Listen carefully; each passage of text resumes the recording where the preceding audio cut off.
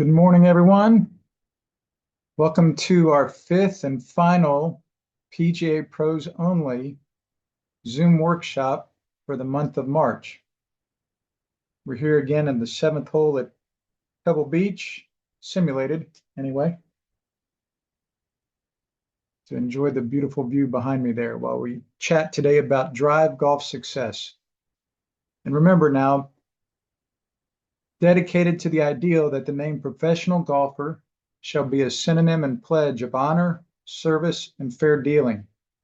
His professional integrity, loyalty to the game of golf, and sense of great responsibility to his employer, employees, clients, and vendors transcends, and fellow professionals, transcends thought of material gain in the motives of the true professional golfer. So again, I'm honored to have you all here with me today. We're going to have Beth Daniel join us here in a little while. She'll join us sometime around 8:45, 9 o'clock today to help us understand a lot more about drive golf success. And up until then, I'm going to share with you another presentation I've prepared for us that I think you'll find it quite intriguing. So let me mention this to you now here. Get this going for you.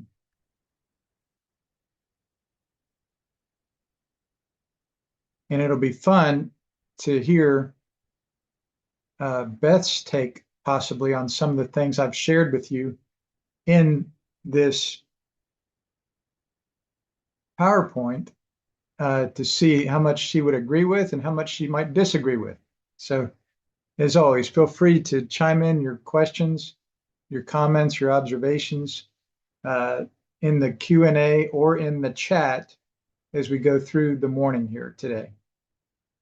So remember now, we want to not just know about how to play good golf, we want to know how to do it. And so hopefully by the end of today, you'll say, now I know how and what I can do to creatively improve my drive. I'll gradually lower my scores and increase my golf self-esteem. So that's the purpose of today. Remember, several weeks ago when we first started talking with Steve Groves, one of the Hall of Fame members here in the Southern Ohio section, I asked him if he thought I could dunk a basketball. And Steve Groves, being the wise old grizzled veteran golf pro he is, he said, well, Joel, it depends. I guess if you lower the rim, you might be able to dunk it. And sure enough, that was my analogy. So Steve was way ahead of me. I couldn't trick him at all. I couldn't pull anything over on him. But again, I can know how to dunk a basketball, but can I do it? Well, the normal answer is no, Joel, you can't dunk a basketball. You're 5'9", you're 180 pounds, you're 65 years old, you can't dunk a basketball. But then I brought out my 6-foot rim and right in front of you, I demonstrated to you, yes, that I can indeed dunk a basketball if we change the paradigm, if we change the rim. And I find that analogous to us as PGA Club pros thinking, oh, I'm a terrible player. I can't hit it 300 yards like the tour players on TV I see every weekend. And I can't shoot 68 every time I go out. And then we think, well, what about the other club pros? And then we think about some of the gentlemen in our section who are great players who are just, as we know, just kind of on the, scratching the heels, touching the hem of the garment of the tour players. They're not quite good enough to be on tour, but they're not far behind, right? And many of them have played a lot of Corn Ferry Tour events and other tour events. So we're like, oh yeah, I can't play like those guys either. I go and play on Mondays with those fellows, and I never get close to getting into money compared to him and the other good players in our sections. But what I've found is it's so sad to see that some of us quit playing for that reason. We quit playing golf altogether because we can't compete against the tour players or against the best players in our section. And I say there's a way to still enjoy our game, play a lot of golf, enjoy our game for ourselves, for our members, for our customers, for our friends, for our students. And so that's what these weeks have been about here in February and March. So that's the paradigm that I'm wanting us to kind of be open-minded to. And a lot of this also revolves around the fact that I say swing does not equal shot. The mindset shift that transforms your golf life. And today, especially, I'm going to spend even more time helping you understand these words of mine here and the timeless golf principles that have created this little catchphrase: swing does not equal shot. And last week, remember when we talked about the pitch, I showed you how I like to map rounds. I first did this about 20 years ago, and I found it quite enlightening for my own game and for the students' games that I help. And you see, I'm just putting a mark down wherever a shot happened. So this player on the first hole, right, made a 4. They made a 4 on number 2 also, didn't they? They made a 2 on number 3. And then they hit their drive over here. Then they hit their pitch out over here, it looks like. Then they hit their approach toward the green. And then it took them 3 to get down from there, so they made a 6.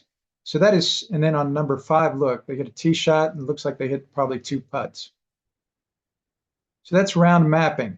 And I have found that much more effective at you helping learn your game, you getting to know thy golf self, than looking at the shot link on TV where they show similar kind of dots on the screen, like around on or around a green, but it's for the whole field. And this again is typical of the common mindset in golf public discourse that we're comparing ourselves to the tour players. I say you're going to become a much better golfer. I've seen it happen a million times over the last 40 years. When you don't compare yourself to other people, you compare yourself to yourself. And so this round mapping, I'll refer back to quite a bit today as we go through our time together.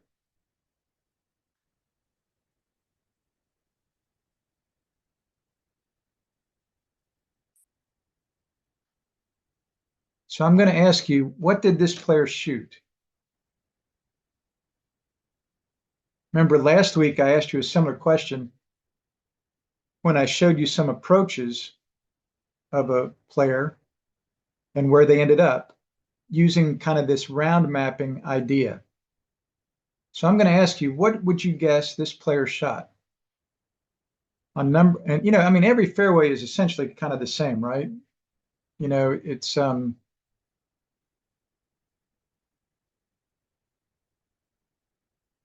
you know, fairly straight, right? And then there's a bunker on the left, bunker on the right, some trees on the right, water, something like that. But I mean, a fairway is kind of a fairway, right? It's going to be this shape. It's going to be kind of oval, an elongated oval. And we can either hit it maybe 100, 150, 200, 250, 275, 300 yards, right, down that fairway. And our ball will either end up in the fairway or in the rough or maybe out of play, right? I'm going to pause just a moment here because I seem to have lost something here. So let me check something. Somebody give me a yes in the chat if you can hear me fine. I just want to make sure my sound is coming through just fine.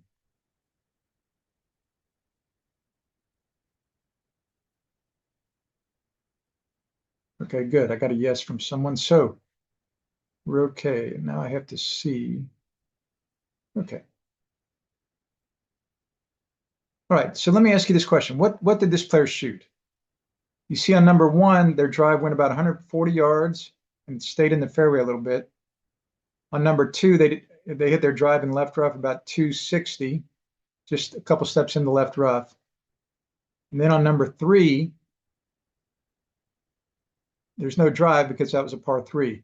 Then on number 4, they were right there. Number 5, they were right there, a little farther into the rough.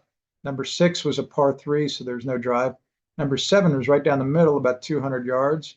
Number 8 was over a couple steps into the right rough, about 230 or 40 yards. And then number 9 was 250 yards right down the middle. So that was a pretty sweet drive for them, right? So what do you think this player shot? Let me show you another one. What do you think this player shot? On number 1, their drive went into the right rough at about 260 yards. Number 2, it was a few steps into the right rough at about 170 yards. Number 3 was a par 3 again. Number 4 just got in the fairway a little bit at about 150. Number 5 was apparently a par 3. Number 6 was only about 120 yards down the middle. 7 was out here in the right rough at about 230.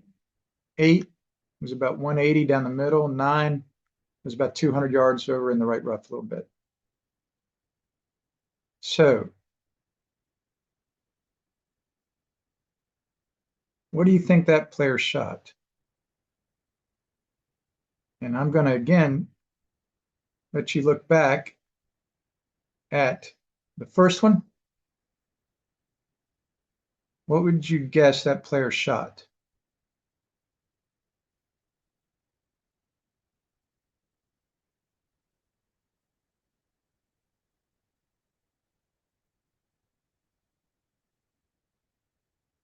And what would you guess this player shot? So I'd love to hear any comments. Feel free to unmute yourself and make any comment you like,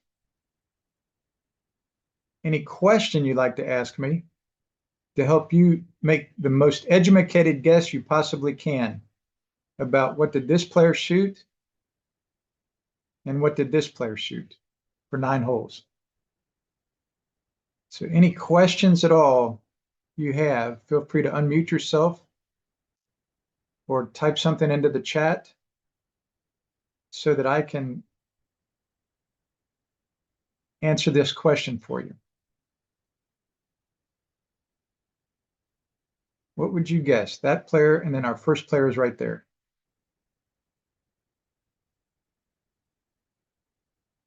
And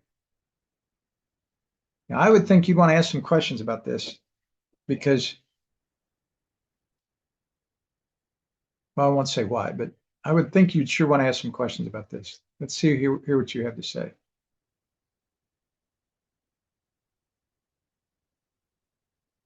And if there are no questions, no observations, no thoughts, no guesses being made public to the group, then I'm going to go ahead and remind you of this timeless golf principle that my aunt first articulated to me in the middle of the back nine in 1978 when I was getting my first lessons from her and the Bear brothers. All par golf is, Joel, is getting my drive where I can swing at it and see the green, then getting my next one on around the green, then getting down in 2. I do not need one perfect swing to shoot par golf, Joel. The biggest difference between players like me, Joel, and players like you is that players like you, Joel, complain about your good misses. Players like me, Joel, this is my aunt talking, love our good misses. And to help you again think through a little bit more of what you might be thinking relative to your guess for these 2 players, I'm going to show this to you.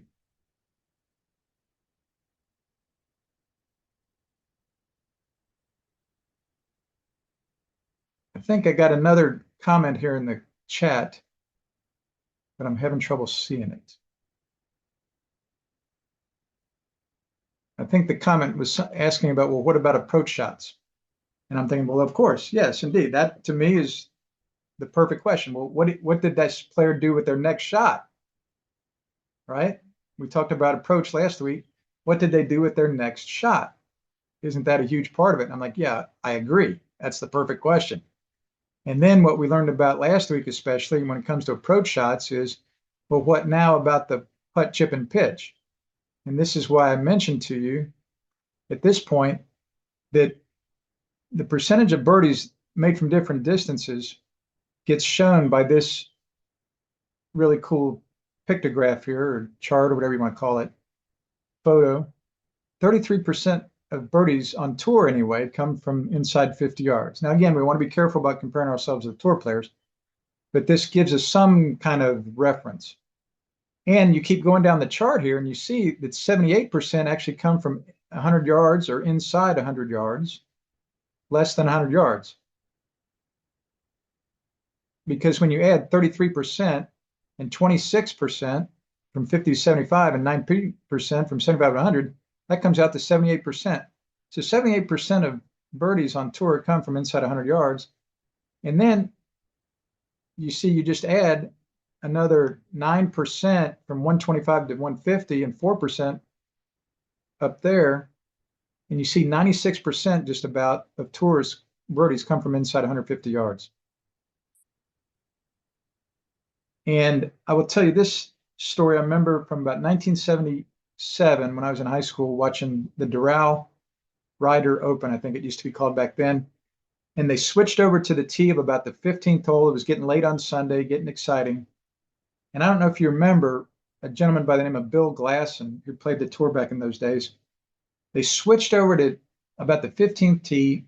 Bill Glasson is there. Now, if you remember him at all, he was this real strong surfer looking dude. And he kind of had a little bit of that long blonde hair going down his neck, as much as was allowed back in those days on tour. Kind of like Kenny Knox, our friend Kenny Knox. And he looked really cool and stuff, but he was even more looked like a surfer dude. He was stronger looking than Kenny, big wide shoulders and big bulging muscles. And they switched over to 15T, and he made this swing really hard. He finishes in beautiful balance. I think he was winning the tournament at that moment. And he rips his driver and he stands there real proud looking at it. And Ben Wright says, "My, someone ought to tell that flat belly that you make birdies with your putter, not your driver."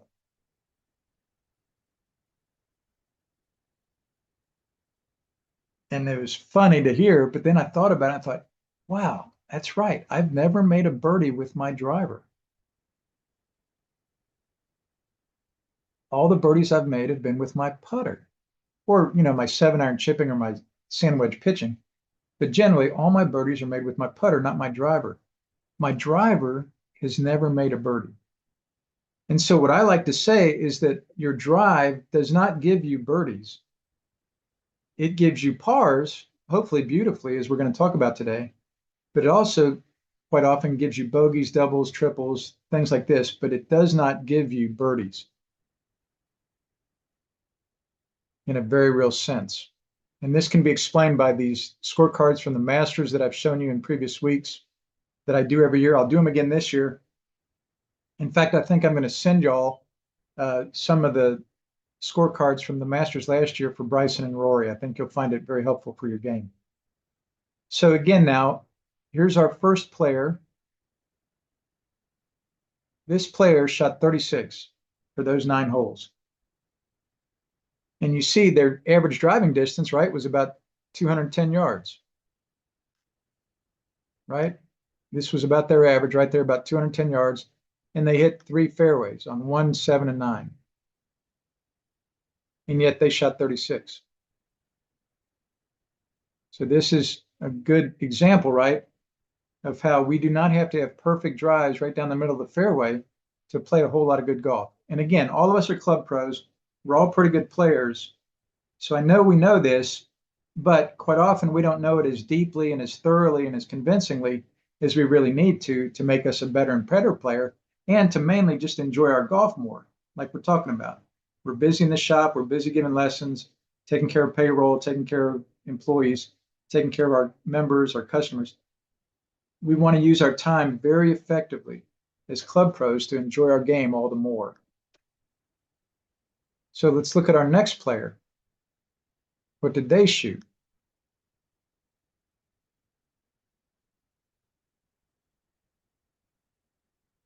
Right there, right? It looks like they hit a little shorter. Looks like they had something going on there up to the right with that round. Well, they shot 36 also. And you see again, their average driving distance, right, was about 180. right? This looks like about their average right in here somewhere, about 180, 190, 200, even shorter than the first player we looked at. And again, they had 3 fairways out of 7. There are many tour players that hit less than 50% of their fairways. So if you're really getting concerned about your game because your drive is not going long and far and straight down the middle every time, I'm strongly suggesting to you that you're placing your anger and your angst in the wrong place. And we're going to keep delving into this topic here as we go.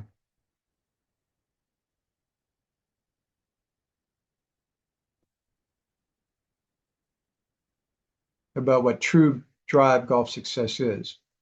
This is on a dry erase board in my studio. This is where these diagrams, these round mapping little diagrams have come from the last couple of years. And someone typed in the chat asking a few minutes ago, as we discussed, what did those 2 players shoot? They said, well, what about their approach shots? Well, this is what they did. Look, none of their approach shots were right by the flag either. They averaged 30 feet from the hole, which is actually better than the tour average. So they hit their approaches pretty well. But they only had 5 greens in regulation. You see 1, 2, 3 were off the green here after their approach. And then one of their drives also was out of play and they pitched out or something like that. One of these drives over here was out of play where they pitched out. I think it was. That's why they had 5 greens. And you see their pitches, though, were quite close to the hole. They averaged 8 feet from the hole. And then their first putt averaged 1 foot from the hole. And you see they pitched in on number 3. So now they had 14 putts on the other 8 holes, right? So that means they 1-putted like 5 of the holes, right? 4 of the holes. So that's, I won't go into all the detail on that one right there, but that's how you shoot 36 with drives that are not perfect, which again reinforces this all-important timeless golf principle, according to one of the LPGA Hall of Famers. Get your drive where you can swing at it, get the next one on or around the green, then get down in 2. That's true golf success. And like we looked at 2 weeks ago during the pitch workshop, Tiger and Roy hit about the same this day in terms of their full swing, but their score was 15 shots different. Now this one I'll show you describes every shot I've hit for the last 6 years when I played my own ball. I do a lot of scrambles. I do a lot of alternate shots. I do a lot of rounds from where I start the hole from 25 or 50. So all those rounds are not on this chart, but this is where I'm playing from at least 100 yards, the beginning of the hole, back to regulation holes. And on the left, you see here, in 2020, down the bottom left, I had 86% of my rounds, or of my drives were in play, which means you have a swing at it, like my aunt described. You have a swing at it, and you're not blocked out at the green in regulation. When I saw that, I thought, man, that's terrible. And I averaged, on the bottom right here, you see 0.4 of a penalty shot per 9 holes. And I was averaging 2.5 strokes over par for 9 holes. I was like, good golly, half of my 2.5 strokes over par are penalty shots every round. That's my average. And so on the bottom right, you see it says next learning drive on the bottom right of my chart. And so, sure enough, I gave some more attention to my full swing, my drive, and it improved nicely to where my drives in play went up to 89%. I was very happy that my penalty shots went down about 1/4. So I was very happy about that. And then I wanted to keep getting better here so I got it 91% of my drives in play in 2022. Again, my penalty shots per 9 went down, so I was gaining on it. But this one really scared me because back in the day, guys like Calvin Peete and Fred Funk would hit about 81% of their fairways. So it dawned on me, holy mackerel, I'm hitting it in play about as often as those great tour players hit it in the fairway. I have a lot of room for improvement. And that was a big part of a lot of the gradual golf success that I've seen over the last 6 years that I want y'all to experience too in your own game, to where I've been able to improve 80% in the last 6 years, my average score per 9 holes. 2.5 down to this past season, averaging about half a stroke over par. That gives you all the more details on it. We won't go into that today. I've shown you all this before. Again, drives out of play is one of the 3 bozo shots I've observed over the last 40 years that creates big holes at any level of play, right on up to the level of guys like Bernhard, Scotty, Bryson, Rory, Tiger, and Phil are the gentlemen. This was 84 9-hole rounds from 2022 through 2025. When they took away their bozo shots, this is what their bell curve became like instead of this right there. So that's how important getting your drive in play is in the long run. And the way I like to say it is, I've found this simple way to describe the reality. Remember the XY axis? We've talked about this last few weeks. The XY axis in 8th grade algebra. In your short game, the Y axis has way more importance to get good at than the X axis because the whole world hits putts, chips, and pitches straight. But it's just been in the last few years that I've actually come to articulate this, that in your full swing, though, and we're mainly talking about drive today, not approach, but in your full swing, the X axis has way more importance to get good at because the Y axis is taken care of by the different clubs. Now, when it comes to the drive, right, we can hit it as far as we want with a driver. But the X axis is what really can help describe, was that a good drive or not? Was that straight enough to where I'm not out of play? Because that's the most important thing about our drive. Is it in play? So this is why I conclude that true golf success for a drive is not how far you hit it, not how many fairways you hit, but true drive golf success is how often you hit it in play, which means you have a clear, unobstructed shot at the green in regulation, which is exactly what my aunt described 50 years ago. And we're going to talk about this the rest of our time together here today. So the question is, and so I found this kind of hard to describe to students, to other golfers. But another way to look at this is, how excited do you get about your good misses? Again, this is one of the things that Aunt Sis communicated to me that day in '78. She said, Joel, myself and Bobby Jones, we love our good misses. Whereas guys like you, Joel, you complain about your good misses. You hit it a little on the toe, kind of squeaks out to the right side of the fairway, goes about 20 or 30 yards shorter than normal, and you're griping about it. Bobby Jones and I would love that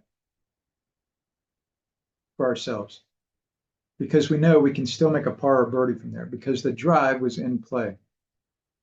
So a great question to ask yourself is, how excited are you about your missed drives? About your missed drives, not how angry you are about them, not how excited you get about the ones you pipe right down the middle really far, but how excited are you about your missed drives? I guarantee you, if you start to develop your emotions and observation of facts, reactions to shots, with this in mind, this will help your game immensely. And so this is why I like to say golf success for a drive is in play. Only 5 shots in golf in my description of the reality. Drive, approach, pitch, chip, putt. Hall of Famers love their good misses. Average players complain about them.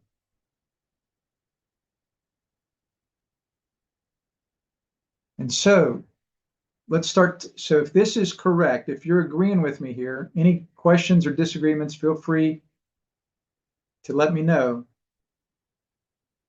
And again, I would preface any disagreements or pushback you want to give me. We're talking about us, about PGA Club Pros.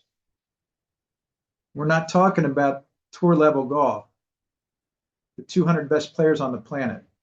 We're talking about the 30,000 PGA Club Pros in America, that we run the shops, we run the courses, the ranges, the country clubs for our members. We're not competing on TV, right? So relative to us, again, getting your drive in play really describes true golf success.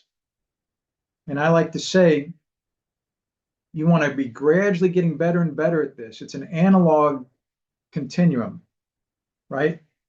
And this is how we've become the good players that we are. We gradually got better. We didn't go from shooting 100 to 80 in a week, right? We didn't go from hitting it 200 yards with our driver when we were a kid to hitting it 260 with our driver in a week, right? We gradually got there. And I'm going to show you some ways here now in the next few minutes where you can keep that gradual, analog, continual growth occurring for you in your game as a PGA Club Pro. And a big part of that is learning what you're doing right. So again, if everybody agrees with me here, drive-in play is true golf success. Not how far you hit it, not how many fairways you hit. If we all know that now, we're with Joel here. Now we're going to talk about how to do it. All right, we know how to dunk the basketball. Now we're going to talk how to do it. And remember, I can dunk a basketball when I change the paradigm, when I change the parameters, when I change kind of the description of the reality. We're going to do the same here now with our drive and how to do it. Again, I can dunk a basketball on a 6-foot rim. So let me ask you another question. What is this player's average score? This is a batch, it looks like, of about 15 drivers. So what would you guess is this player's average score? And he's a right-handed golfer. Again, feel free to ask any questions here as you try to make a good, accurate, hopefully correct guess. What is this player's average score?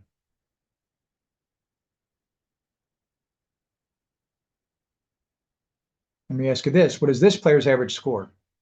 I'm going to read this for you because it's a little bit hard. I'm sure you can't see all this fine print. But this line down the middle, the right third here, that's the 250-yard line. The line down the left, the vertical line down the left of the screen as you look at it is the 200-yard line. This player was hitting them from the left of the screen here. Screen right, our left as we look at it.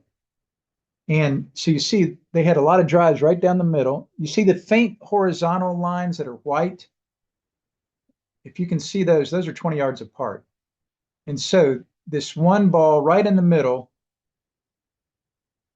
you can see my cursor, that went 242 yards, right? Because he was a little short of the 250-yard line right there.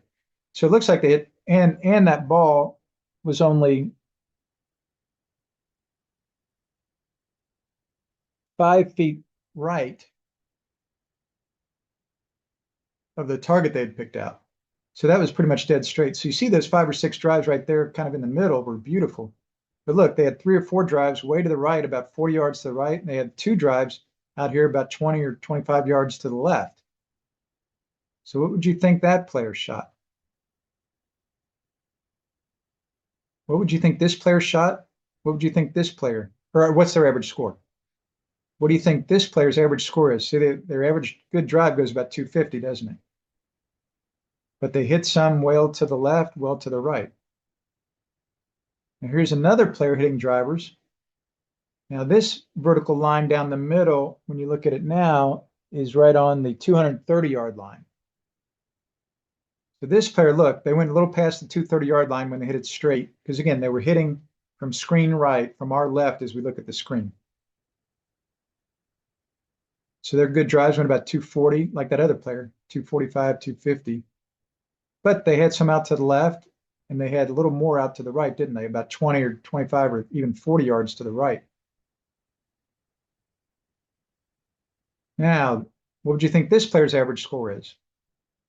Now, this player, you see those 4, 5, or 6 right down the middle? Those are at about 240. Now, that vertical line down the right third of the screen as we're looking at it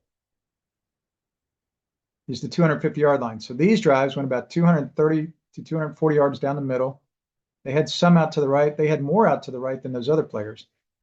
And you see when they really missed it out to the right short, it went under 200 yards down at the bottom of our screen as we look at it.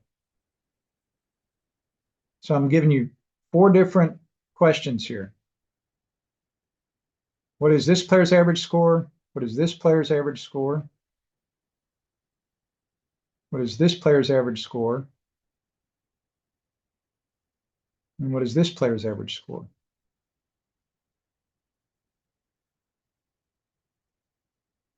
It's like the eye doctor. There's number one. There's number two. There's number three. There's number four. What's the average player? What's the average score for those players? And what I'm going to tell you, you guys are probably on to me by now, just like Steve Groves was on to me even before you thought of the question. The average player, their score is the same. In fact, this player is the same player. This player is me, is Joel. And as you see, in this past year, I averaged about half a stroke over par per nine, which, in terms of handicap, right, would come out to about an even scratch or +1. But those drives literally are mine, and those are the drives of a player who averages right around par. So if that's what you answered, that this looks like the drives of a scratch player, you're correct. All right. So we're going to talk about, again, this is the beginning of how to know how to do this. So now what I'm going to do is I'm going to let our special guest in. Beth Daniel has joined us. So I'm going to let her into our Zoom meeting. So it'll be fun. I'll give her a little introduction, and then we'll be able to pick her brain as we keep talking about these type things. So let's say hi to Beth.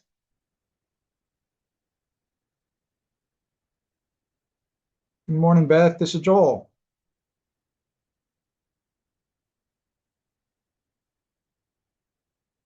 Let's see if we can hear you, Beth.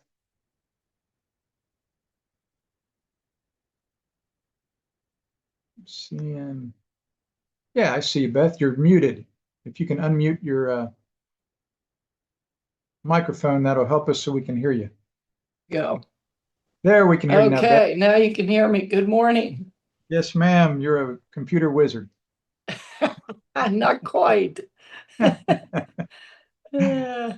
So thanks for joining us. no problem. Happy to be here. Yes, ma'am. And we're honored to have you. I'm sure most of us on the call here are of a vintage where Beth definitely needs no introduction. We've heard of her all our lives. I think she's won 32 LPGA Tour events, a major. She's won 2 U.S. amateurs. She's, let's see, been the captain of the Solheim Cup team. You've been on it about 6 or 8 times, weren't you, Beth, or even more? Eight times on it, captain once. That was a big thrill. Indeed, But I'm sure. you don't have to go through all that because it seems like a lifetime ago. Yes, ma'am. I fully understand. Can I call you Beth? Yes, please do. Good deal. Well, Beth, we're looking forward to picking your brain about how to really have true drive golf success. And as I mentioned to you in an email and a little video the last few days, we've actually been going since about 8 o'clock. We've been going through a PowerPoint presentation that I've created for us. And so I mentioned to the folks on the call, I said, this will be fun to see if Beth maybe disagrees with some of the things that I've mentioned about how to have true drive golf success, since she is much more of an expert than any of us on true drive golf success. So Beth, thanks again for joining us. I guess the first thing I'd like to ask you is a little more off the topic, semi-related. Who are some of the PGA Club pros that have helped you the most over the years? I think my aunt first got to meet you when you might have been a young lady coming down to Sea Island for lessons. Am I correct? Well, I actually met her before I went to Sea Island to take lessons, but I did take lessons from quite a few PGA pros. starting out when I was like 6 years old, my parents kind of got me to go see the pro at our club. Al Esposito was the guy's name. Very close friends with Henry Picard. And a lot of people think I took lessons from Picard. I never did. He was more of a mentor. He was a member at the Country Club of Charleston. He would find me in the mornings when I was a young kid, and he'd ask me some kind of question. Like, he'd come up one day and say, "How do you hit the ball from right to left?" So then I would run out and I'd try to figure that out all day and come back to him. And if anyone knew Henry Picard that's on this, he was a very stern man. So he was kind of scary to a kid. And if I didn't have the answer, I'd try to hide from him, but he would always find me. So I figured out later in life that that was his way of kind of motivating me. But those were the days when I was, really young and took from Al Esposito. And then when I was 15 years old, a new pro came to our club, Derek Hardy. Um, and he took me under his wing, changed my golf swing completely. I had a very flat, kind of round swing, and he made it much more upright, which yeah, I was kind of having some growth spurts at the time, so it suited my body build better. Uh-huh. And so I give Derek all the credit for the golf swing that I have today. And I worked with him from the time I was 15 till I was 28. And then Derek said to me, he's like, "Beth, I've taught you all I know." Derek was a very simple, you know, A to B kind of teacher. And he's like, "You need someone else." So that's when I kind of started looking. First person I went to was David Ledbetter. That didn't work out. Not for me, it didn't. Too technical. I like to have less thoughts and more free flowing swing. So then Uh-huh. I went to David Slove at Sea Island, and yeah, Louise was there at the time, but I had met her. I had met her on tour because she was still, when she was older, she was playing a few events. You caddied for her. Indeed. And Right. and the one that we both remember the most was Kings Island, which was our LPGA championship.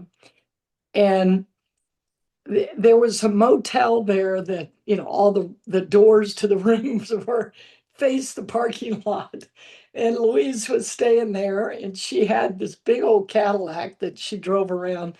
And as I got to know her, I found out that she knew the Cadillac dealer. So she got a deal on Cadillac, so she always drove a Cadillac. But she Yeah. had a horn that would play like the fight songs of college teams. Indeed. Right. So we would go over in the afternoons and we would just play with that horn. And the people in the hotel would get so mad at us, but we just thought it was the greatest thing on earth. And that was her sense of humor, too. Indeed. What Indeed. was her license plate was teed off. Right. At that time, Yeah, it was teed off. Right. teed off. Yeah. So, but I became very, very close to Louise later in life, and always enjoyed spending time with her. Yeah. Yeah. Exactly. Yeah. And so yeah, so you were going down to Sea Island not until you were 28. So you had those PGA Club pros at home in Hmm. Charleston taking care of you in your golf swing and helping you Yeah. become the player you were. Because yeah, I remember I first met you in '80 at that LPGA championship when I was caddying Francis. And yeah, so you were still taken from Mr. Hardy there at Charleston I in was. 1980, and you'd already won two U.S. amateurs. And just to get off the topic a little farther, I've seen some stories I didn't realize this, but you actually played on the boys team a couple times. Well, yeah, when I was at Furman, we, my sophomore year, we won the national championship. then they fired our coach. And they fired him because they said, oh, we found out that he's drinking, when you guys are at tournaments. And we all knew that, but he did that like, after we had played and we Right. were back at the hotel and Yeah. Right. everything. And, you know, it never really affected us. But Right. they fired him from the women's team, but they let him coach the men's team. So I went to the athletic director and I said, why is that right? You either fire him or, you let him coach. And we won a national championship under him. So, they said, well, we can't do that. So I called my dad and I said, Dad, I don't think this is right. And he said, I'll stand by you, whatever you want to do. So I went back in and I quit the women's team. Now, this was by the time I did this, it was spring term my senior year. So I said, I'm done. And, and I told my dad, I said, I really need to focus on trying to graduate. And, um, I have a couple of tournaments I'm already playing in the spring. I'll be fine. Well, then Doc Meredith called me, who was the coach that had gotten fired from the women's team. He said, hey, we could use some help on the men's team. Would you like to play? And I thought about it and I said, how many tournaments are you talking about? He said, I'll only take you to 2 tournaments. So I went to the Wake Forest tournament, which was huge. Um, Scott Hoke won the year that I was there. And then I went to the Southern Conference Championship with the team. So it was a great experience for me. If I had to do it again, I probably wouldn't do it. I have guys that come up to me to this day and say, you beat me in that tournament and my teammates never let me live it down. So my goal was to break 80 Yeah. in every round, and I did that. So Sweet. yeah, I was proud of that, playing 7,000 yards, but it Yeah. stretched my game where I had to hit different clubs. Like I was used to, I hit it pretty long for a girl at the time, and I, I'm hitting wedges, short irons. All of a sudden, I'm hitting fairway woods. Yeah. I'm sure. So it was good for my game, and I think that's good for anybody now. Like, go play a different tee because it makes you play different shots. It makes you think about the golf course in a different way, and it's Yeah. good for you. Absolutely. And so you started coming down to Mr. Love when you were 28, and then who were some of the other PGA pros that have helped you since Mr. Love helped you? Well, after he passed away in the terrible plane accident, um, Davis and I, oddly enough, started trying to help each other. And we're both like, That makes sense. yeah, we're both at the height of our careers, but our Yeah. swings were pretty similar. Yes, So I'd indeed. go down for, a few days and we would look at video of each other's swings and we'd make recommendations. We'd go out and play. And we're like, this isn't going to work. So we both at that time started working with Jack Lumpkin. Yeah. Yeah. Yeah, and Jack helped me a tremendous amount. Yeah. Um, and then eventually Jack got so busy that I said I've got to find someone else. I started working with Mike McGattrick late in my career. Yeah. Yeah, and Mike was great too. Yep. Yeah. So all of them, it sounds to me like the common thread, Beth, obviously correct me if I'm wrong, but the common thread was they were keeping things pretty simple. Yeah, I like to keep things simple. There's one other guy, I don't want to leave him out, Craig Shanklin. I Okay. worked with him for a while and he was a great teacher and a very simple teacher. Yeah. And that's what I liked. I like to keep it simple. I feel like people play their best golf when they have less thoughts. So I always felt like two thoughts was my maximum that I Yeah. could play well with. Yeah. Yeah. Was Shanklin the funniest of all those guys? He's pretty funny. Mike McGettrick's pretty funny. He's kind of sneaky funny, but no, Craig was funny. We always laughed. And at the time, he was in Ormond Beach at a public golf course teaching.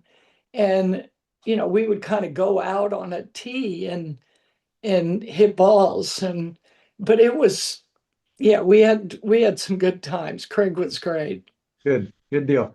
Well, we're honored again to have you, Beth. And so now that we've gotten kind of the PGA Club Pro stuff out of the way a little bit and understanding you a little better and where you're coming from, now I'd like to try to pick your brain a little bit about the topic of how to become a good driver of the golf ball. I guess my first question to you would be, did, I mean, we would assume you have to be a good driver of the golf ball to have the career you've had, but would you call yourself a good driver of the golf ball, or like so many even Hall of Famers, y'all are kind of tough on yourselves and you kind of criticize yourself. Would you call yourself a good driver of the golf ball? I would consider myself a good driver of the golf ball now. Early in my career, I was not. I drove it long, but I drove it pretty crooked. And I always said to win major championships, you have to drive the ball straight and you have to putt well. And those were probably two of the weakest parts of my game, but they became stronger as I got um, more experienced. And what did you do to hit it straighter with your drive? Well, okay, so when I started, we were persimmon or laminated woods. And I was actually one of the last players on tour to go to a metal wood driver. Um, just because I couldn't find one that I liked, and I always hit them right, right, right. And still to this day, when I'm looking at drivers, I I'll I'll pick one up and I hit it to the right. I don't know what it is in my golf swing that makes me do that, but I have to get the right weighting and everything, the right setting for me to be able to hit it straight. But once I find that driver, I'm good to go now, and I hit the ball pretty straight. But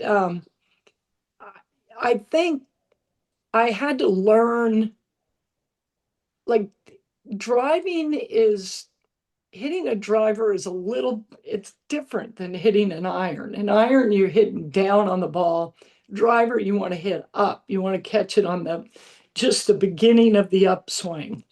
So it's a matter of, tee height and position in your setup and things like that will allow you to do that. And I always feel like in a driver, I have to kind of make sure that I stay over the ball. With an iron, you can get away with kind of leaning into it a little bit. A driver, you can't. So I think when I discovered these things, um, I started to hit it better with the driver. And now I feel super confident with the driver. How much are you playing nowadays? I'd gotten somewhere I'd picked up that maybe you don't play too much anymore. You're still playing a decent amount, or how much do you play nowadays? I don't play a lot. I hit a lot of balls, Oh, which, really? yeah, it's kind of therapeutic for me. I Yeah. love to go to the range. I mean, at the club, the pros will always tell you, there's Beth, she's out hitting balls again. But I love that. I hit balls, and then I chip and I putt, and then I go home. I just don't play that much. So, and when I play, a lot of times I just play 9 holes. Um, but But you're yeah, driving it well on the range I'm and driving finishing. well, and when I play on the course, I'm driving it well. Yeah, Um, that's beautiful. yeah, but I think that, I just have to. I have to be aware of my setup and I have to make sure that I stay over the ball with my body. I don't move ahead. And And my tendency is to want to kind of move ahead just a little.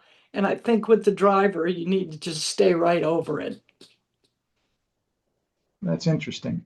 But a big part of becoming a better driver was getting the correct metal wood in your hand back when they came out in the early 90s. It was, and those of you that remember the persimmon woods with the the roll and everything on the face. Yeah, It's the like you bulge and had to, roll. yeah, it had to be perfect, Yeah. And it's much more forgiving now, obviously, in the last 30 years. much more forgiving. Yeah. Well, that's interesting. And then you just have those one or two simple thoughts that sounds like have stuck with you for many years to help you become better. It has. I mean, once I kind of figured that out for me, it was good. And then if I really want to hit one, like I want to hit a little bit longer, I don't go harder at it. I make my swing more fluid and a little bit longer. And that allows me to hit the ball farther with the driver. Well, that's glorious wisdom to hear from a Hall of Famer like yourself, Beth. It reminds me doing clinics with Jack Lumpkin there at Sea Island for the hotel guests from time to time. And he'd say, he says, I've talked to all these great drivers, Nicholas and all of them over the years. He says, they want to hit it farther. You know what they do? They swing slower. He loved telling that to normal players. No, but it's true. And when I tell people that, they kind of look at me funny. But it's like, yeah, I mean, you don't want to go faster or harder because that throws your tempo off. And tempo is what makes you hit the ball solid and makes you hit the ball farther. So it just makes so much more sense. And it feels so good to do that. Well, that's beautiful. That's why we asked you to come on, Beth, so we could hear these kind of little nuggets from you about what's helped you be such a good player for so long. Now, I'm going to ask you this. How so you got the metal woods in your hand that fit you better and looked better, Mm, good enough mm. anyway, to your eye. And then you had a couple swing thoughts that helped you become a better driver. Now, I personally, again, I'm just the PGA Master Teaching Pro here in Cincinnati. So I again have all the respect in the world for the great players, right? You guys can do it. We just kind of know how to do it, but you guys can actually do it, you guys and gals. And I have loved, or I'll tell you this, especially coming from my family, Beth, you can appreciate for everybody to know. Beth has gotten to know, became very good friends with my Aunt Louise. Again, they first started rubbing shoulders back there in 1979 or 80 when Yeah.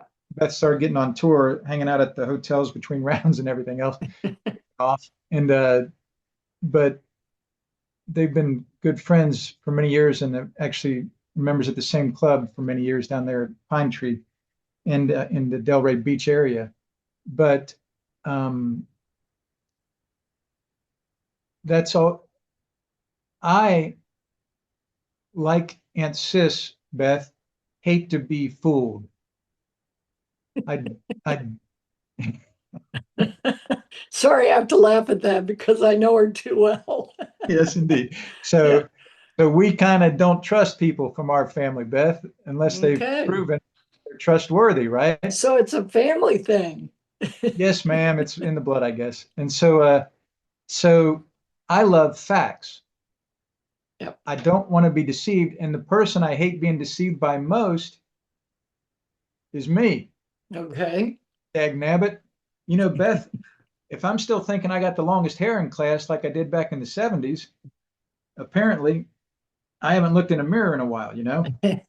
So I don't like to be self-deceived, and so I love gathering facts about my golf game and uh, teaching the people I help also to gather as many facts as they can about their golf game. And sadly, I have come to the conclusion that all this golf stats stuff is quite often confusing people and hurting people more than it's helping them. Kind of like when we were kids, all the golf information coming at us from the Golf Digest every month. All the arguments would be about the golf swing. Nowadays, it seems like all the arguments about golf statistics have almost taken the place as the argument du jour, you know. So, were you much of a fact gatherer through your playing days, and are you nowadays, or you just don't want? I was very much so. I kept all my own stats. So when I, pulled out the scorecard to write the scores down, I would put, how many putts, I would put, you know, if I hit the fairway, what side of the fairway that if I missed it, and all of that. But I only kept those for me so that I could go back after the round and go over everything and then say to myself, okay, how do I correct this? So I missed, if I missed 14 fairways, if I missed 7 fairways and 5 of those I missed to the right, then something's going on where I'm missing it right. So I would, you know, after each round, I would kind of take just a, didn't take long. I would take just a little bit of time, go over the Yeah. round, and then I would go to the range or the putting green or whatever, and I would work on the things that I needed to correct. The things that were good don't necessarily need to work on. There's only so much daylight in the day. So I did that. I kept those stats just for me to help me with what I needed to work on. And did you do that of your own volition, of your own initiative, or did Mr. Hardy or did you say Esposito? Now I pretty much started doing that on my own. And Um, what age? How old were you? um, well, I was on tour and I was kind of well into tour. Okay. And I think it was probably my first caddy after my rookie year, D. Darden. He was big on that kind of stuff. Uh-huh. Work on what you need to work on. So I think that's when I started kind of keeping a few stats, and then it got more extensive later on so that, then I could call my pro and I could say, this is what's happening. Yes. Um, and it would help them to be able to give me a correction to work on. Beautiful. So it was And more for that. And it was probably at the encouragement of D. Darden. And I always carried a yardage book. I was a kind of a rare player. I guess I could have been part of your family because I like facts too. And I don't yep. like people to not tell me the truth. Yeah. So I would, well, early in my career, I had too many caddies that blew sprinklers. So I started carrying my own yardage book. And it helped me because when I was like in the fairway or on the tee, it kind of gave me a visual of, by looking at the yardage book, it gave me a visual of what the fairway looked like or what the green looked like. So it helped me to visualize my shot better. And Exactly. yeah, and then so I always had a yardage book and I was always writing stuff down, and that was good for me too because it kept my mind busy between shots. Well, that's beautiful, Beth. Absolutely beautiful. Now, do you have any of those records left around, or have they all kind of gone by the wayside? Yeah, I think they've gone by the wayside. Do you fool around with them anymore when you go out and play those 9 holes occasionally? Um, no, no, I Yeah. really don't. But I'll go back I always go back after the round and I'm like, okay, what did I do well? What do I need Yeah. to work on? I Yeah. always You do do. that. Well, you know what I'm going to do here, Beth, is I'm going to show you a few things here from my PowerPoint. Okay. And this will be kind of fun because these are kind of fact-based things about driving the golf ball. Okay. So, can you see my PowerPoint? I can. Okay, good. Do you want to unmute your camera or would you prefer to stay off camera? Um, oh, am I not on camera? No, ma'am. Jeez. I'm like, there we go. There we are, Beth. Good to see you. Yeah. Sorry about that. I thought I was on camera. No, Okay. that's all right. All right. It's nice to see you. Um, so this is again some of the craziness that I've shown the folks here today so far. I like Okay. to do what I call round mapping, where I get to the end of the round and I just put where the shots went. So you see for this person, the drive on one was about 140 over in the right side of the fairway. Does that make sense? Yeah. And then this is where their approaches, their pitches, and their putts went.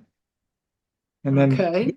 you'll appreciate this. Aunt Sis said this to me at Sapphire Valley when I first got my first lessons from her in 78. And she said, Joel, all par golf is getting my drive where I can swing at it, see the green, get the next one on or around the green to get down in two. She said, Joel, I don't need one perfect swing to shoot par golf. The biggest difference between players like me, Joel, and players like you, Joel, is that players like you, Joel, complain about your good misses. Players like me and Bobby Jones, we love our good misses. And so that really blew me away as a 18-year-old seven handicap that that the Hall of Famer was not worried about perfect swings. And it told me that, you know what, she's the Hall of Famer. I'm the 18-year-old seven handicap. I probably need to understand why she thinks that way, you know. Well, I mean, you think about it. Is there a perfect shot in golf? Like, even if you make a hole in one, how many times do you have a hole in one and it's a perfect golf shot? So, golf is definitely a game of misses. And the reason we practice so hard is that we're trying to make our misses better so that they're acceptable. So, I always say strive for perfection in practice, but then when you're on the golf course, free yourself of that. Boy, So that's they were beautiful. kind of saying the same thing in different ways, but Absolutely. yeah, I yeah. like the way you're Well, saying it. that's why she won 60 whatever times. Yeah, Exactly. yeah, yeah. So proof's in the pudding. And then what this shows, you're seeing every one of my shots when I played my own ball in the last 6 seasons there, Beth. And the bottom left is just the number there. I was 86% of my drives were in play. And on the bottom right, it shows you that I averaged almost half a penalty shot per nine. And so that got me kind of repenting of that bad driving. And I started working on my full swing a little more. And now I'm going up the page here from the bottom left, going up, you see now last year I averaged 90% of my drives in play. And now I'm only averaging about a fifth of a penalty shot per nine holes. So, and I'm averaging half a stroke over par per nine holes. So, Okay. that's to me the gradual analog, not digital. It's on a continuum. We're just gradually getting better. And I know that because I'm keeping these facts, Yeah, as opposed to just going by our feels and perceptions, which we know we can be deceived by.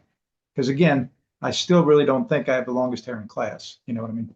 So, because the mirror has convinced me of that over the years. And then yeah. this, and then that shows just the 80% improvement in the last 6 seasons of my score. And I did not realize this till a few weeks ago that I'd improved my score that much because I was just kind of so much enjoying improving in and of itself by the moment, by the day. But by keeping these stats, you know, it's been very enjoyable to see that progress. And I won't tell you what that one is there, Beth. But then I'd love to hear your take or your reaction to this description of the reality that I've come up with over the years. Um, and again, like you said, you're trying for perfection in practice, but then let go of that when you play. And it's Mhm. helped you create your great career. But boy, I tell you what, if you've been spending your days like I have the last 40 years on the tee with normal people, they look at me like I'm crazy. The normal person just cannot believe that's what the Hall of Famers like you and Aunt Sis think. That's how y'all think. And I'm like, that's how the Hall of Famers think, guys. You want to love your good misses. You want to get let go of perfect swings during your round. And they just look at me like I had two heads, Yeah. but so I'm going to continue to say that. And now I have another Hall of Famer who's said it to me personally that that's how y'all think. Now, what I've found also when I'm dealing with normal people all day long, the whole world can hit a putt, chip, and pitch straight, Beth.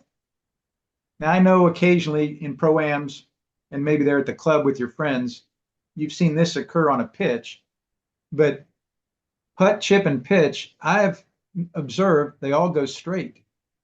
Nobody misses it by more than 2 or 3 or 4 feet right or left with their putt, chip, or pitch. So Mhm. back to eighth grade algebra, were you ever going to school with all that golf you were playing in Charleston? Oh, yeah. I went to You said you were school. 6 years old. You were out there, and he would ask you a question at the end of the day. So I assumed that was in summer. I thought your folks didn't let you be Well, truant I all the time. after school, I was at the golf course too, but I I was in school for sure. But if you remember, most people remember the eighth grade algebra XY axis. Yeah, The yeah. X is this way, the Y is this way. And so on the Y axis is the challenge for our putt, chip, and pitch, because on the X axis, there's almost no challenge in the big picture. The whole world hits them straight. But when it comes to our full swing, and I've just begun to articulate this in the last few years, when it comes to the full swing, the 13 clubs give us our different distances on the Y axis. Hmm. So now what we need to get good at in the full swing is indeed direction, because distance is taken care of by our 13 clubs. Especially as PGA Club pros, we're not, we're not hitting our 8 iron 100 yards or 8 iron 200 yards. We're hitting our 8 iron about 130, 40, 50 yards. So, because unlike the beginner, who's going to hit an 8 iron 10 yards at times. So, and because, yeah, so what do you think of that description of the reality of the XY Well, axis? let me answer that with a question to Yes, ma'am. you. How Indeed. many how many of your students know how far they hit their clubs? Oh, I'll be a smart aleck. 100% of them do who have been through the exercise I'm about to show you in my PowerPoint. Okay. All right. As But long as but as long but as that's okay. 100% who've gone through it. But I would say only about 15% of my students have gone through that exercise. Okay. 80% don't know how far they hit their various clubs. Right. That's my yeah. And I mean, I would play in pro-ams every week with people and they'd be like, oh, what'd you hit? And I'm like, 8 iron. So then the guy would be like, give me a 9 iron. And I know he can't get it there. But I think people think they hit it farther than they do. Um, and as long as you know your distances, I agree with that because on a putt, chip, or a pitch, um, first of all, it's not long enough to go that far offline D. unless you totally mishit it. Right, Um, right. so distance is definitely more important, and that's kind of the little bit of the Dave Pell's stuff is that the distance is so important, and you Yep. don't have to worry so much about direction. Um, and I agree with that 100%. And then, yeah, the full swing would be the opposite. You have the clubs to give you the distance. Now direction becomes a lot more important. And that's what you said you improved with your driving was you hit it Hmm. straighter. I did. I I did. improved, you didn't say, Joel, I improved my driving because I hit it 20 or 30 yards farther, which I'm sure you did when you got the metal woods in your hand and you got comfortable with how they looked No, and felt. I actually never hit metal woods that much farther. Oh, It's cool. it's But you just did hit them straighter. I hit them straighter. I'm one of the weird ones that didn't pick up a lot of distance from metal woods. Yeah. but you did hit them straighter, I which did hit it straighter. is kind of going along my theme here. That Yep. direction, the x-axis, is more of a challenge and the more important challenge to get good at when it comes to our drive. Yep. And then, uh, so I've concluded that true drive golf success is not how far you hit it, nor even how many fairways you hit. Because I first started keeping some of my statistics, my facts about my game, my last year of high school out in Billings, Montana, before I moved back to Atlanta to live with my real dad, Aunt Sis's brother, my dad. And I would get to the end of rounds and I think, boy, I drove the ball really well today. And I'd look and I'd hit two fairways. And so I'm like, hold it. I thought I drove it well today. So I think fairways hit really does not accurately describe how well I drive the ball. And that's when I first started thinking that back as a kid at 17 years of age in Montana. And that has proven to be the case for me since then. Now, when you kept your stats, I got to believe you probably kept fairways, didn't you? Absolutely. Yeah. Yeah. And when that improved, I'm sure your scores tended to improve. It wasn't a Hmm. guarantee. Hmm. Did you ever keep drives in play? No, I've never heard of anybody keeping that either, so don't worry. no, the whole concept of drives in play is kind of new to me. And it's interesting because, well, like yesterday, I was watching the men's event because Gary Woodland is a member at Pine Tree. Oh, I didn't know So that. yeah, so Oh, I know him pretty well and know what he's gone through and everything. And so, you know, I watched from the very beginning yesterday. I had it on. And the guys don't hit a lot of fairways. Like gone are the days when David Graham hit every fairway at Marion and won the Open. yeah. It's but they would be on the telecast yesterday. They're like, well, he hit that, but he's in no danger. He's got a clear shot to the green. So that would be a drive and play. So Right. yeah. And Aunt Sis gave me that definition in 1978. She She didn't never call told me that. Now I'm mad at her. Jeez. she didn't call it a She, drive and play. She said where I can swing at it and see the green. yeah. She I'm never not going to said slice it. anything like that to me. She should have. So so so that's how this stuff has evolved for me over my career now, the last 40 years. So I just call it a drive-in play. All right. Okay. And then also, who else helped me learn this, Beth, was another Pine Tree member. I was caddying Francis somewhere, and somehow Mrs. Carner was standing near us, maybe talking to Aunt Sis or somebody else or her caddy, and she said, uh, 4 iron from the fairway, 9 iron from the rough.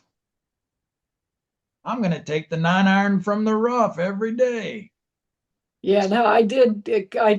Carter did say that to me, and I had a caddy that said that to me, and I kind of agree with that. Yep. Yeah. So, so again, I thought, well, it's in play. It's in the rough. So again, on the fairway stat, it looks bad, but when I hear Joanne Carner and Louise Suggs say, hey, look, if it's in play, you can swing at it. That's a successful drive. I'm going to try to keep understanding their mindset. And by the way, um, Louise and Joanne are the two that got me to join Pine Tree Yeah, yeah, back in the day. yeah, yeah. I'd heard that.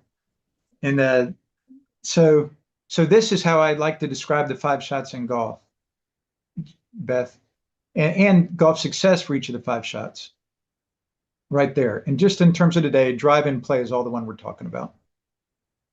Drive and And there play. again is Yeah. that principle there. Yeah. And so what we've done in February and March here, Beth, in these PGA Club Pro Zoom workshops is I've said, look, I can know how to dunk a basketball, but that doesn't mean I can do it. Yeah. So we know how to play golf. We became PGA members, at some point, we had to shoot in the low to mid 70s, but a lot of us have quit playing. We've kind of given up on it a little bit. And so I'm trying to help all the guys and girls get more back into playing. And so a big part of that, I think, is learning that we're going to gradually improve. It's an analog continuum. It's not just good or bad. We're gradually getting there. And a big part of that is learning what you're doing right. And so how to do true drive golf success, or actually, I'll show you, go back a little farther here in this presentation. And again, anybody wants to chime in with any questions or comments, feel free to do that.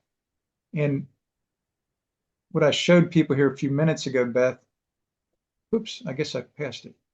Let me go back, is that these drives on a simulator, how about the last 5 or 10 years? Are you hanging in a simulator at all anywhere down there in Florida?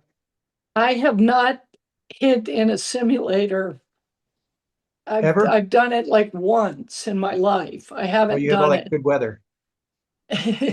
Well, yeah, I chase the good weather, but it's yeah, I haven't done that much. Okay. Watch this. This will be interesting for you. So here again, I'm talking about that I can dunk a basketball if you give me a 6 foot rim, Beth. All Okay. right. So what is this player's average score? So I asked everyone that right about the time you were joining us here today. So you don't have to answer right now, but that's one player hitting about 15 drives or so there.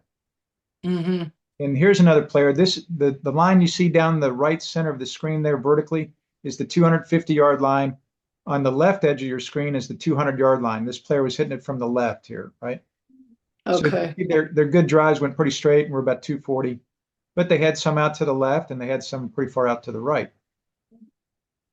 Then the next player, this is a bigger batch, same kind of thing though. Some good drives down the middle, about 230, 240, but some drives way out to the left at the top of the Hmm. screen and some drives way out to the right at Yeah. the bottom of the screen. Now this batch is a little better. These drives are right down the middle, just short of the 250-yard line, but there were one or two way left, which are at the top of our screen as we look at it. And then two or three or four or five kind of, well, there's more than that. There's like 6 or 8 that are way to the right down there, where those drives only went about 200 or 210 yards, which makes sense, right? Yeah. If you hit it So right, you're gonna hit it shorter. yeah. So that's my question. What would you guess is, and I'll give you a hint, Beth, since you're the honored guest. I didn't give the hint to the other attendees when we went through this a little while ago, but I'll give you a hint. This is the same player, and it's the same player on some different days. Okay. Well, I mean, I would say first off, the driving may not be a total indicator of how this player plays. Like they may be a really good iron player, putter, and chipper. So if they can get out of trouble, like I look at those drives, I mean, unless you're playing a really narrow golf course, very few of those are out of play. So, I mean, I would guess that that player could shoot in the 70s. Well, you're correct. Those are actually, that's the player is actually me. Oh, okay. And again, you're like Steve Groves when I did that dunking of a basketball metaphor. When I put that in front of him a few weeks ago in our first workshop, I said, "Do you think I can dunk a basketball, Steve?" And he says, "Well," and he laughed. He said, "I think this might be a trick question coming from you, Joel." He says, "I bet you can if you bring the rim low enough." And I'm like, Steve, you're way ahead of me. So Yeah, way ahead. Yeah. you're you're way ahead of me too there, Beth. You said, "Well, Joel, it depends on how this player hits the rest of his shots." Come on, Right. Joel, not just the Well, drive. it does. I mean, because you look at people, well, I mean, I look back at Joanne Carner. She probably she would have been all over the place, but she could get out of trouble like no one. Yeah, So the driving is not the total indicator of your skill. yeah, and indeed, you're correct. Um, I've hit it pretty short compared to other good players of my ability over the years, but I've also hit it pretty crooked, so I'm pretty happy about that. So, but I've learned over the years, like I showed you in that chart earlier, my drives in play went up from 86% up to 92% over a period which of a is, couple of years. yeah. And I don't even keep fairways. I quit keeping fairways about 10 or 15 years ago. Because again, like I told you, even as a young kid, I started seeing that it really isn't a very good description of how good my drive is. And as we've talked about with Aunt Sis and Mrs. Carner and yourself. So that's why I find that interesting to think about. So again, in terms of how to do, so I think that's the first step for a PGA Club Pro player and anybody for that matter, but we're talking to PGA Club Pros here today. Know this, that in play is the better drive, and know this, how to do it is to first learn how many of your drives in play. Like Beth said, she never kept drives in play, and she's a little bit enamored with this whole idea of even the concept of drive in play. I would say, look, keep that drive. I mean, if you keep fairways and it's helped you, it's obviously helped Beth her whole career to keep track of her fairways for driving. But keep drives in play. That's the first step. And then the second, so you ask yourself this question, know thy golf self. Look yourself in the golf mirror. How many drives, how often do I hit a drive in play? That's the first great question I'd like you to ask yourself as a PGA Club Pro. And then secondarily, the next great question I think to ask is what's the longest club that I hit, off a tee, anywhere from who knows what, a 4 or 5 iron, might be the shortest club you ever hit off a tee, up to your driver. Of those 3 or 4 or 5 or 6 clubs, what's the longest club that I do currently hit in play every time? And most fairways, would you agree with me, Beth, since you're a yardage book lady, 30 to 40 yards wide? Yep. And then when we think about in play, I tend to think of about 60 yards. Most courses, obviously not. Most courses, yeah. Most places, 60 yards. So I'm glad you agree with me on that. So what I like to say is to get good at this, go out and hit 1,000,000 drives in play in your practice, even if you only do it starting with a 7 iron. And remember, most fairways are 30 to 40 yards wide. Most in play areas where you're going to have a swing at it, like my aunt described, is about 60 yards wide. And so what I'm going to show you here, a lot of the folks on the call here, Beth, know that a few weeks ago, I'm pretty proud of myself. I feel like a real adult now, Beth. I had my first heart attack a few weeks ago. Oh, geez. But it was obviously non-catastrophic, but it's been kind of disorienting. I So, bet. I will show you this though. That was on February 18th.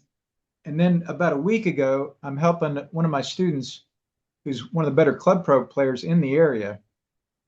He does not know the answer to this question for himself. He does not know the longest club he can hit in play every time from the tee.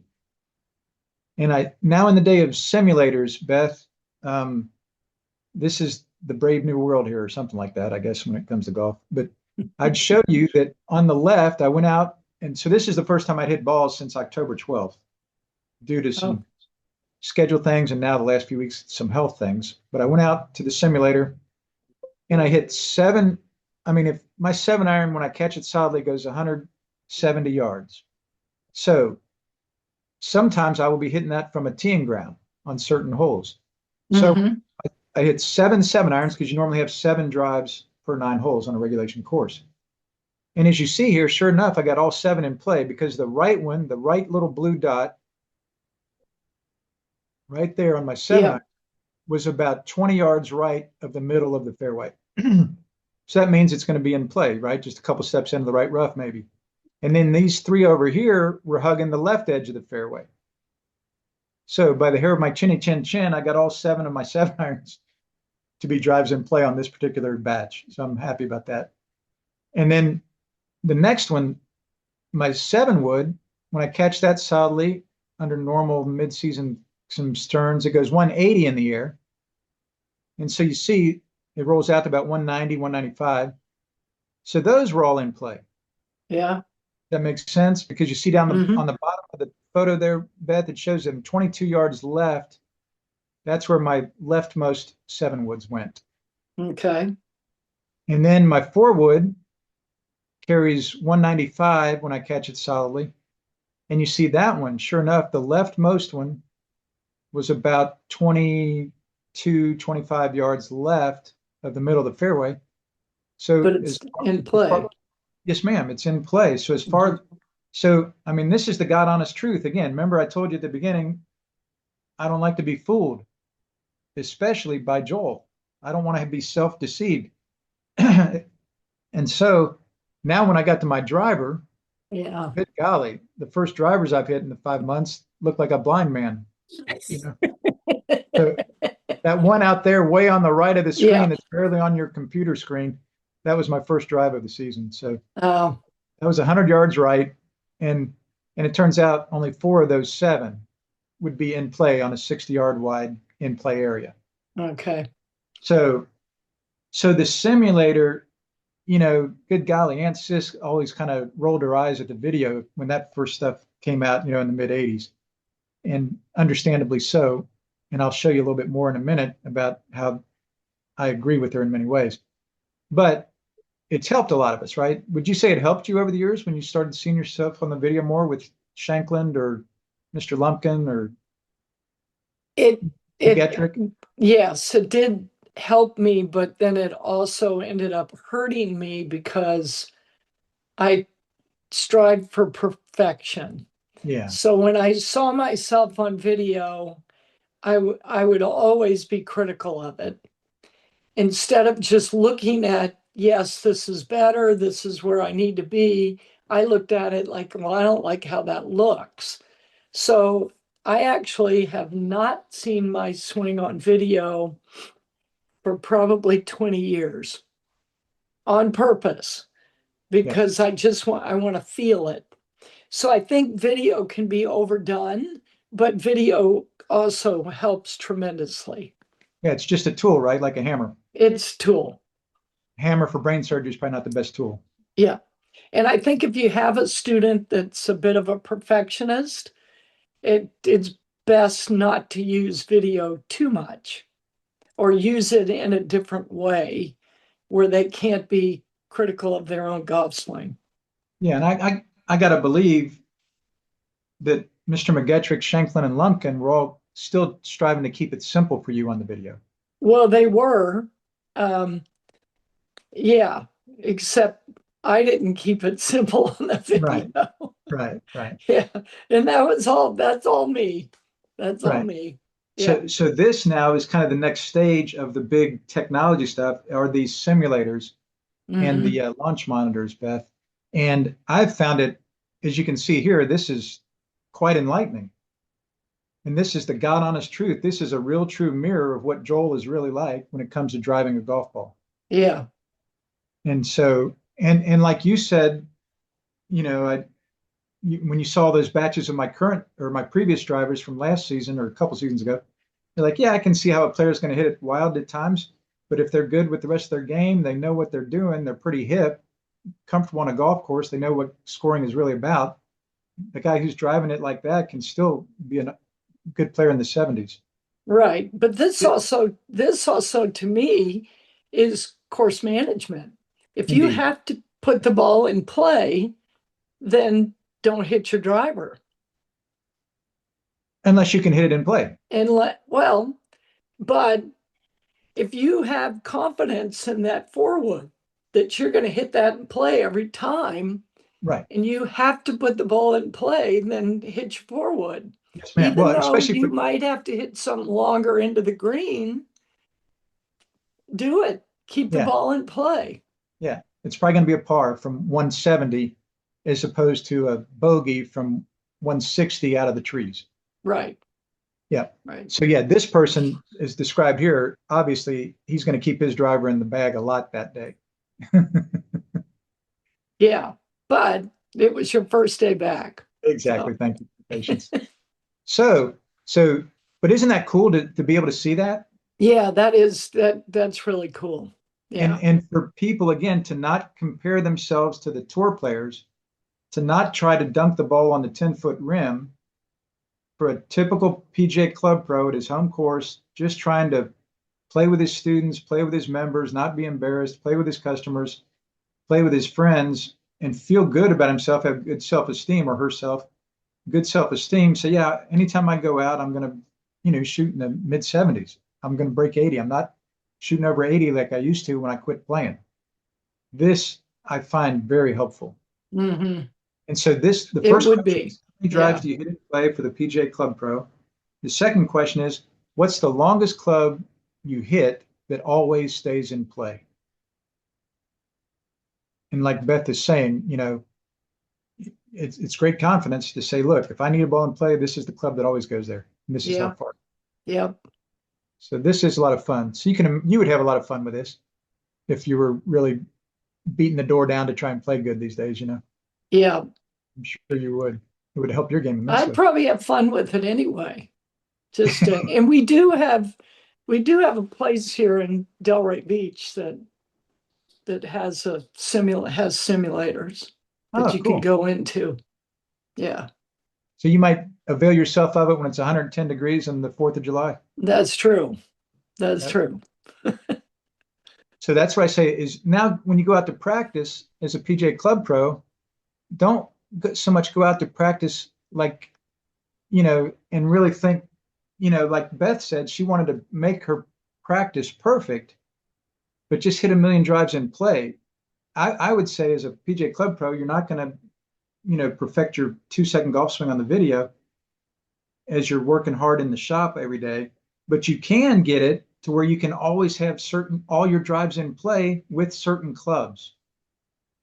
And if right now, good golly, it's only your 7-iron or your 6-iron that can be in play every time, then admit the God honest truth and gradually work up. Let me Yeah, get my 5-iron in play every time, and gradually say, look, man, I tried 4 woods today, man. I only had 4 in play, but it's getting better because 2 weeks ago I only had 2 in play. So at least you're gaining on it. And your self-esteem down in the bottom of this slide here, it says, I'm just a straight shooting direction kind of guy.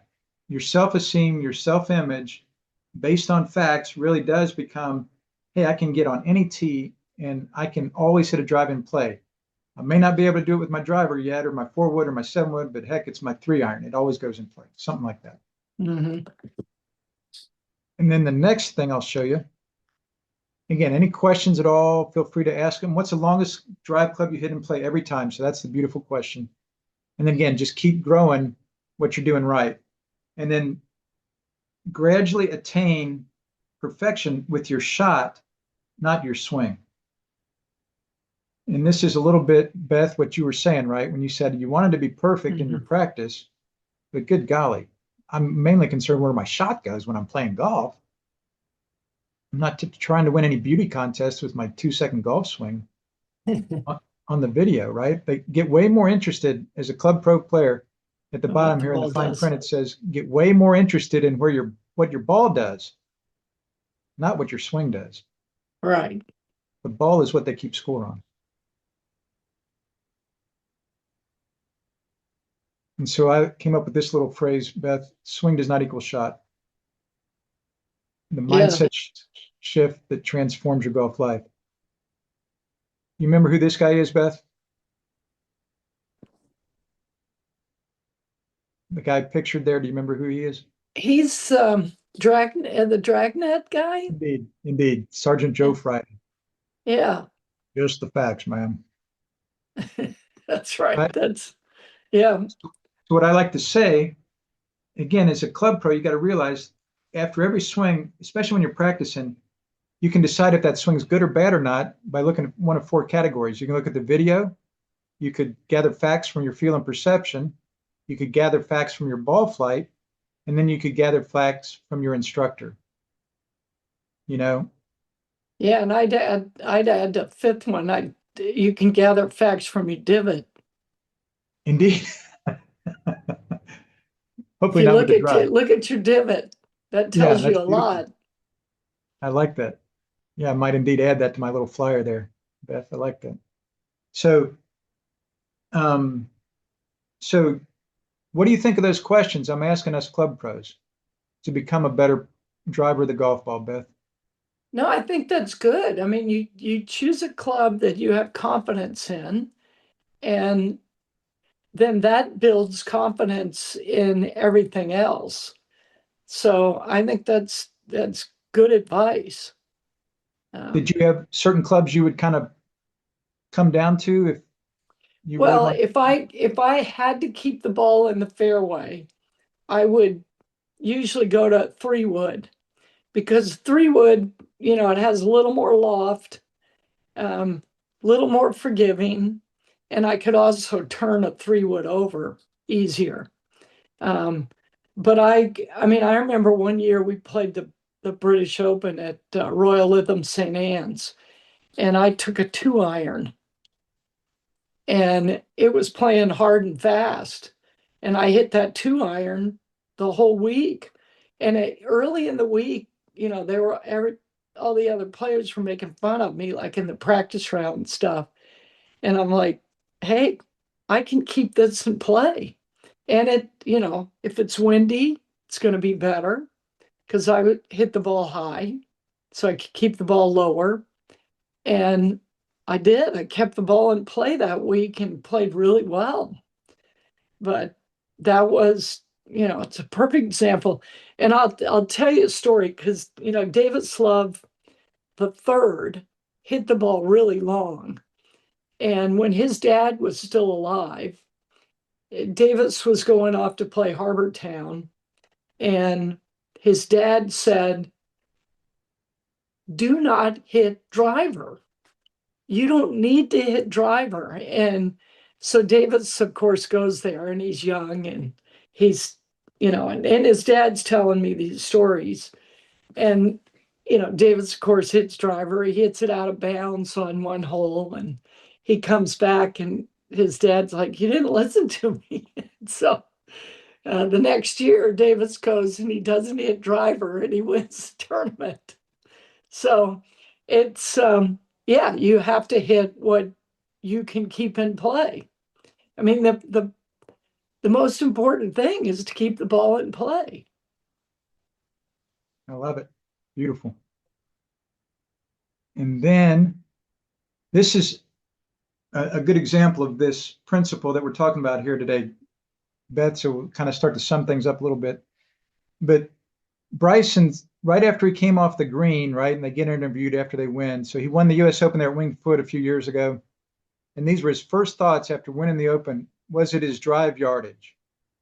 Was that what he's thinking about? So the question from the interviewer Yeah. can Yeah. be hard to reflect on right now, but that moment when you put it in on 18 and you put your hands in the air, what was going through your mind? So Bryson says, I did it. I did it. As difficult as this golf course was presented, I played it beautifully, even through the rough. I was still able to manage my game and hit it to the correct sides of the greens, except on one hole. And Mhm. I kept plugging away. My putting was immaculate. My speed control incredible. That's why we work so hard on my speed control. You see me out here doing it all the time with these devices. So again, the flashy, attractive stuff about Bryson, right, is how far he hits it. Right.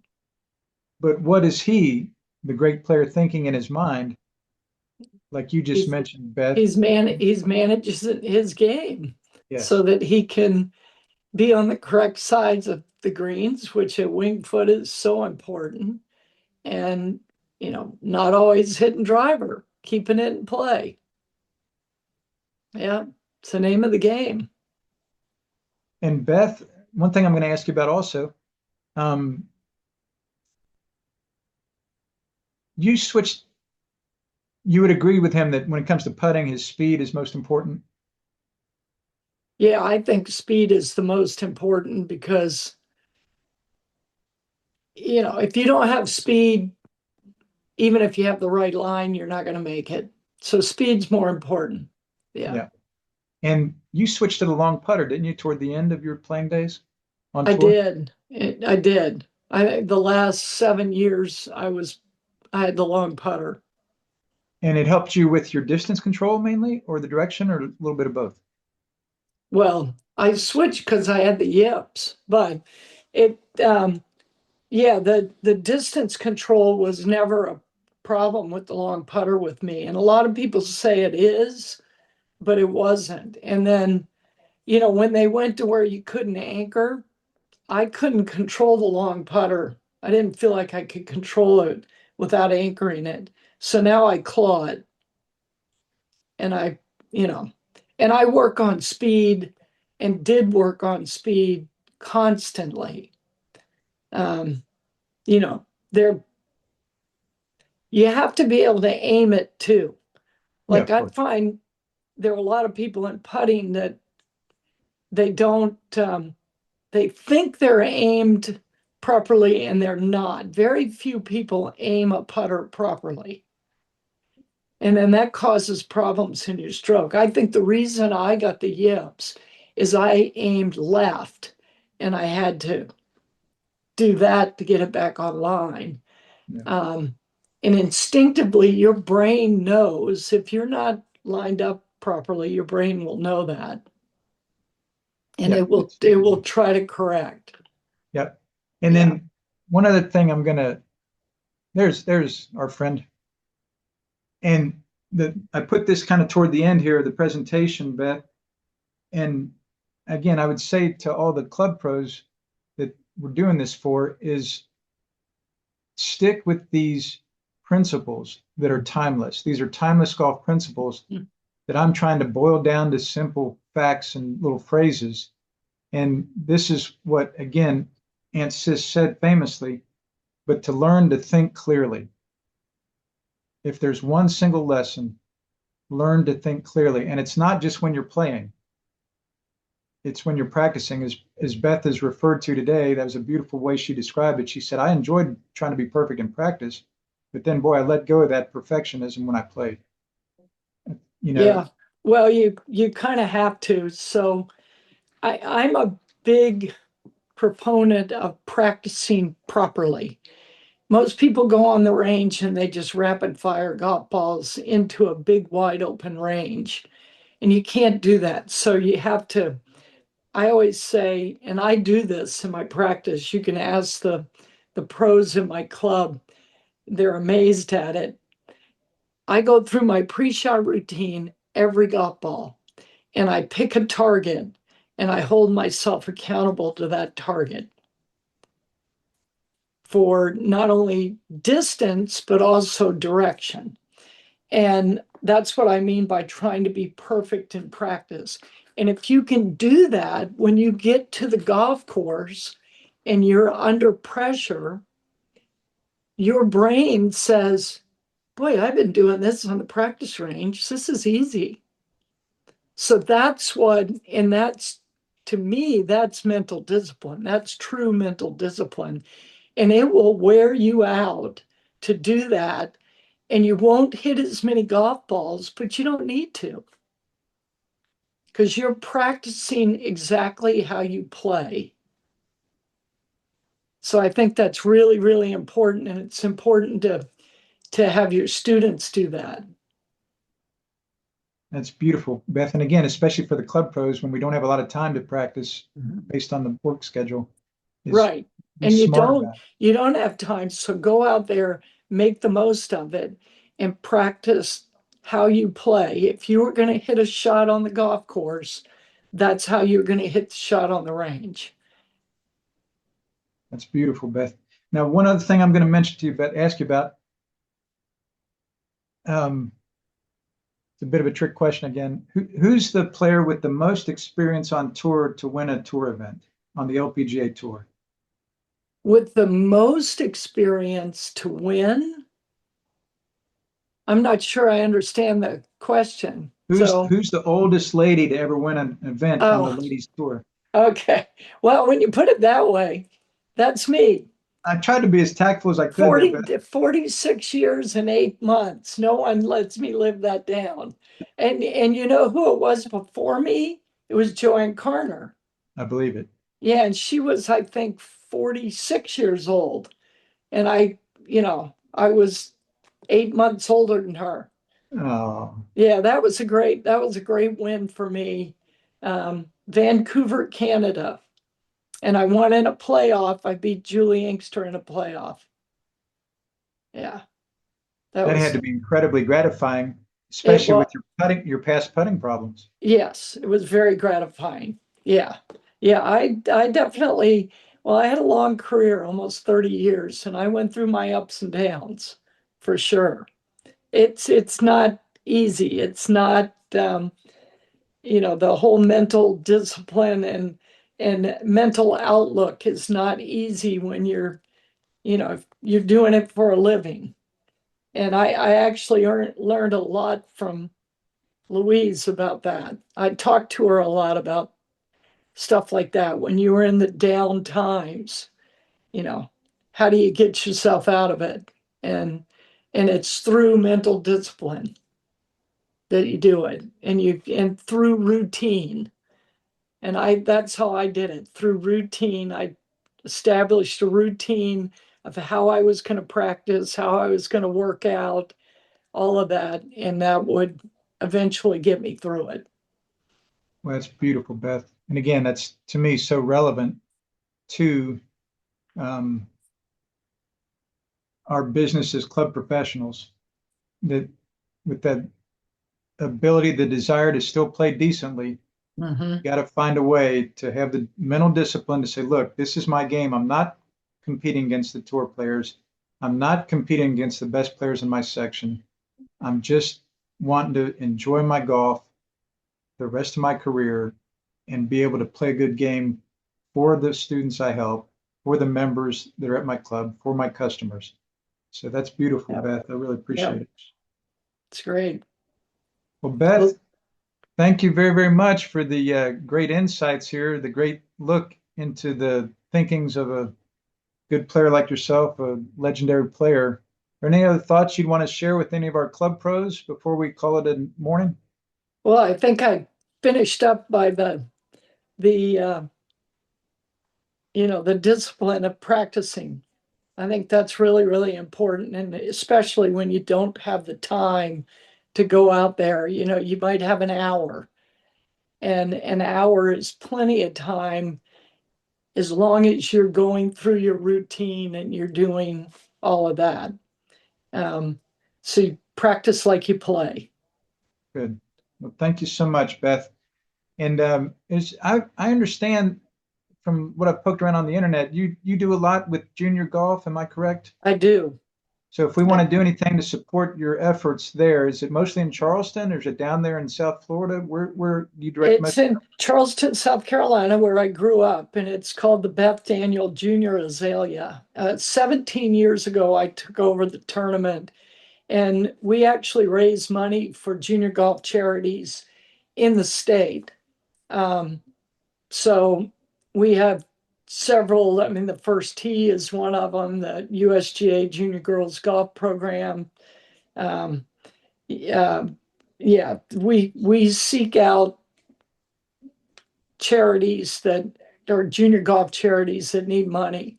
But South Carolina Golf Association runs the tournament. We are not an HAGA event. We are a independent event. And it's normally at the Country Club of Charleston, but they're undergoing a renovation. So this year it's at Yeamans Hall. But if any of you have any junior golfers that play in tournaments age 13 to 17, have them look it up on the South Carolina Golf Association website, the Junior Azalea. And it's the first week of June. But we are always trying to grow the tournaments. You get in according to junior golf rankings. Um, and um, it's an invitational. It's a small field, 84, but it's boys and girls. So it's pretty small, but it's been a great tournament, very rewarding for me. But then I work with South Carolina Golf Association on their junior programs quite a bit. Well, thank you for doing that. Yeah. Thank you very much, Beth. We really appreciate it. And thanks again for joining us here today. All right. You're welcome. It was Talk to you fun. soon. Thank Yes, you. ma'am. All Thank you, right. Beth. Take care. All right. Take Bye care, bye. everyone.